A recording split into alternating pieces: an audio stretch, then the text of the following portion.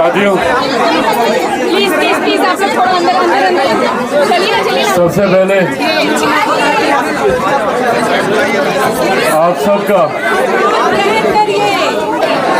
पहले बैठ जाएं, सब लोग बैठ जाएं। इस कार्यक्रम में आप लोगों के बीच शामिल हुआ महिला विकास मंच के बारे में लंबे समय से इनके कार्यों के बारे में मुझे जानकारी है। इनकी महिलाओं के सशक्तिकरण को लेकर उपलब्धियों के बारे में जानकारी है और आज 9 साल पूरे होने को आए हैं इस विकास मंच को और इन नए सालों में कई उतार चढ़ाव से ये विकास मंच जूझता हुआ नई ऊंचाइयों तक पहुंचा। महिलाओं के हक की लड़ाई में सबसे अग्रिम रहने का सौभाग्य इस महिला विकास मंच को मिला। हैं आपसे, डरते हैं आपकी ताकत से और यही कारण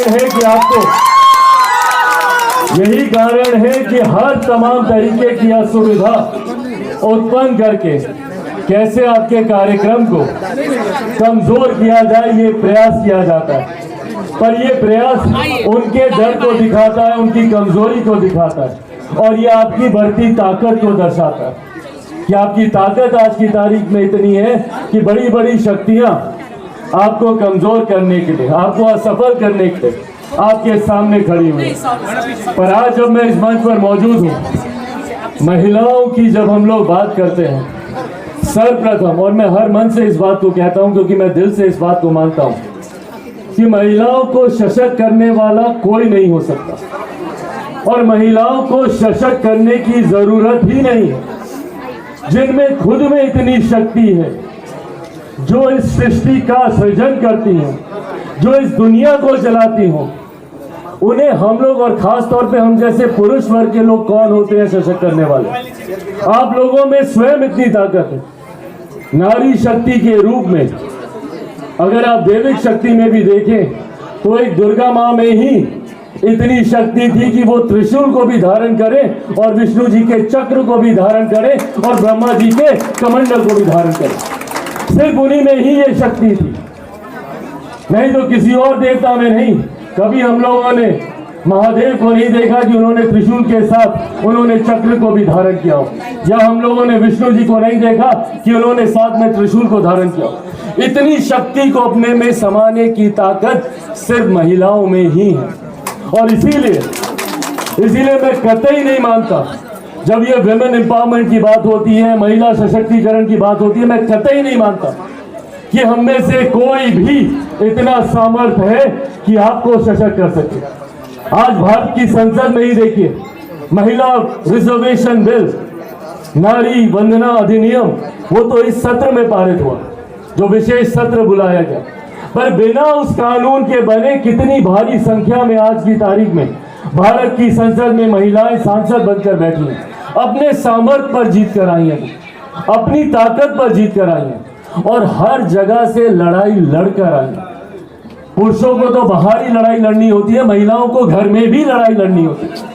मैं एक ऐसे परिवार से आता हूं जहां पे मेरी बहनें हैं, मेरी माँ है और मैं इस बात को बिना किसी संशय के कह सकता हूं कि अगर मेरे नेता, मेरे पिता आदरणीय रामविलास पासवान जी इतने आगे बढ़े और देश के इतने बड़े नेताओं में अगर उनको माना जाता है, उनके कार्यों को आज तक, उनके जाने के 3 साल के बाद भी आज तक उनके कार्यों को याद किया जाता है, तो उसके पीछे कारण सिर्फ और सिर्फ मेरी माँ रही।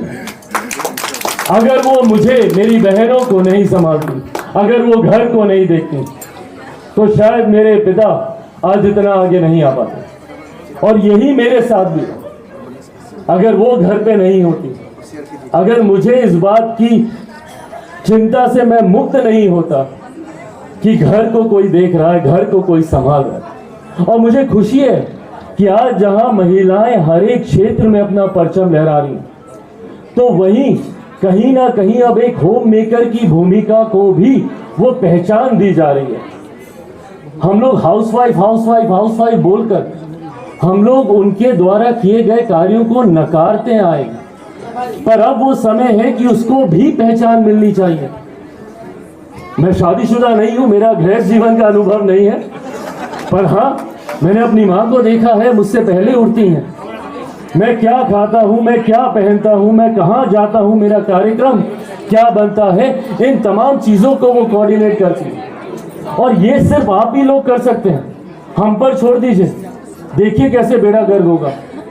हमको बोल दीजिए कि घर पे खाना भी बनाओ, बच्चों को भी संभालो और फिर बाहर जाकर भाषण भी दो और अपनी नीतियों को भी लागू कराओ, नहीं कर पाएंगे। और यह आज मैं आप लोगों के बीच में सिर्फ इसलिए नहीं कह रहा, मैं दिल से मैं मानता हूँ इस बात को। और इसीलिए आप लोगों की ताकत को, आप लोगों की असीमित शक्ति को मैं सलाम करता हूँ। और ख़ास तौर पे आपके इस मंच के तहत जितने विषय आपने उठाए हैं, मैं उसको सलाम करता हूँ। और ये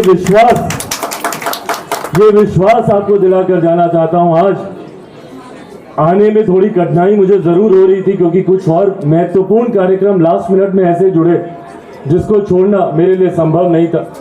राजनीति की दृष्टि से ये एक महत्वपूर्ण साल है, कुछ ही महीनों में चुनाव है और उसको लेकर कई बैठकों का दौर दिल्ली में चल रहा है। तो कुछ ऐसे कार्यक्रम आ गए थे जिसको छोड़ना संभव नहीं था, पर तमाम बाधाओं के बावजूद आज मैं यहाँ पर इस मंच पर सिर्फ इसीलिए आया हूँ ताकि आपको ये विश्वास दिला सकूँ कि आपके हर संघर्ष में आप मुझे अपना दोस्त माने, अपना भाई माने, अपना सहयोगी माने। आपके हर संघर्ष में मैं, मेरी पार्टी लोक जनशक्ति पार्टी रामविलास मजबूती से आप लोगों के साथ खड़ी है, ये विश्वास आप लोगों को दिलाकर जाना चाहता हूँ।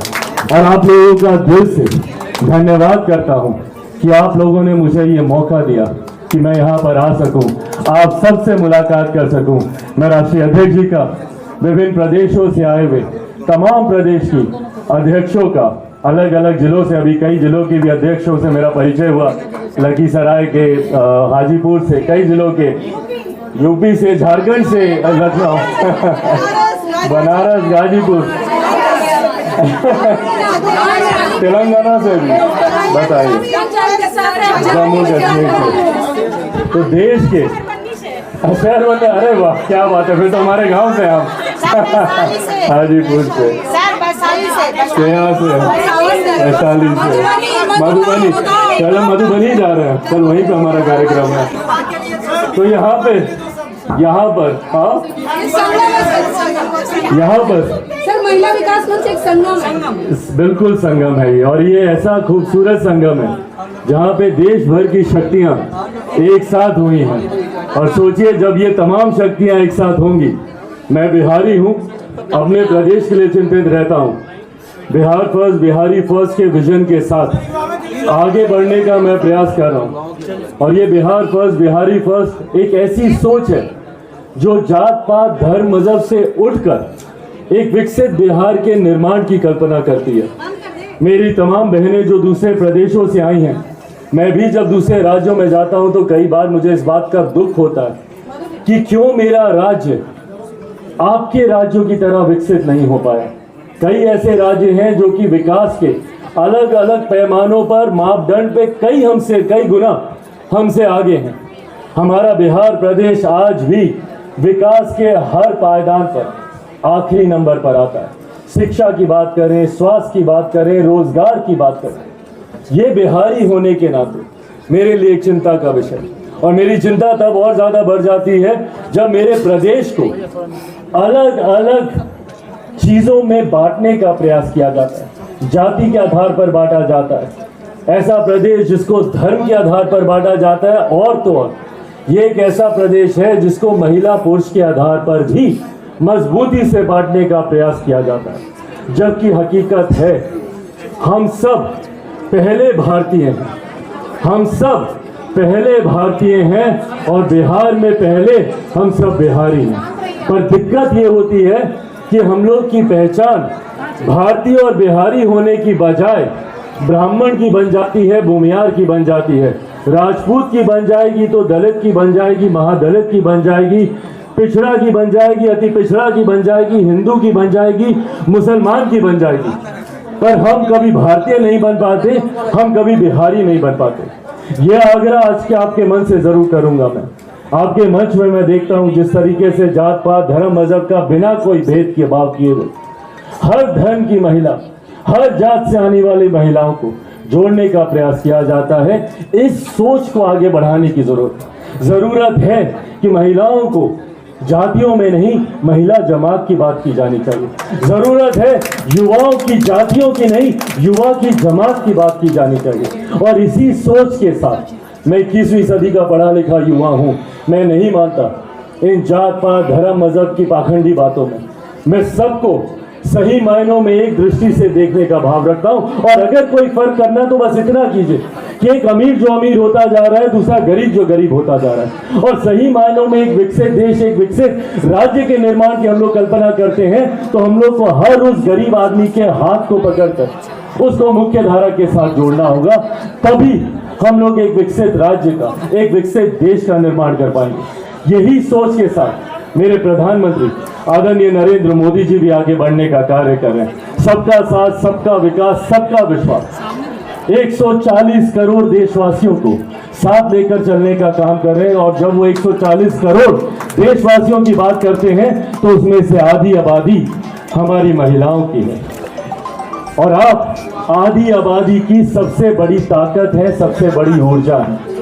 जिस इनिशिएटिव को आप लेती हैं पूरा परिवार उसको, उसका पालन करता है। तो ऐसे में इस मुहिम को जब आप आगे बढ़ाएंगे कि जात पात धर्म मजहब के भेदों से उठकर, जातिवाद से उठकर, सांप्रदायिकता से उठकर सबको एक साथ मिलकर चलने का कार्य करना होगा। जब इस संकल्प को मेरी बहनें लेकर चलेंगी तो यकीनन हम लोग उस लक्ष्य तक पहुंचेंगे जहां पे एक ऐसे समाज का निर्माण होगा जहां किसी तरीके का कोई भेदभाव नहीं होगा। सब मिलकर रहेंगे और सिर्फ अपने राज्य, अपने देश के विकास की बात करेंगे, उसकी चिंता करेंगे। और मैं उम्मीद करता हूं कि आने वाले दिनों में इस पहल को मजबूती से, आप लोग पहले से भी चला रहे हैं और इसको मजबूती देंगे। एक बार फिर से हृदय से आप सबका आभार कि आप लोगों ने मुझे ये मंच दिया, यहाँ आने का मौका दिया और आप सबसे मुलाकात करने का मौका दिया। यकीनन ये मेरे जीवन के सबसे खूबसूरत क्षणों में से है और उम्र भर मुझे याद रहेगा ये पल। थैंक यू सो मच, बहुत बहुत धन्यवाद। जय हिंद, जय बिहार।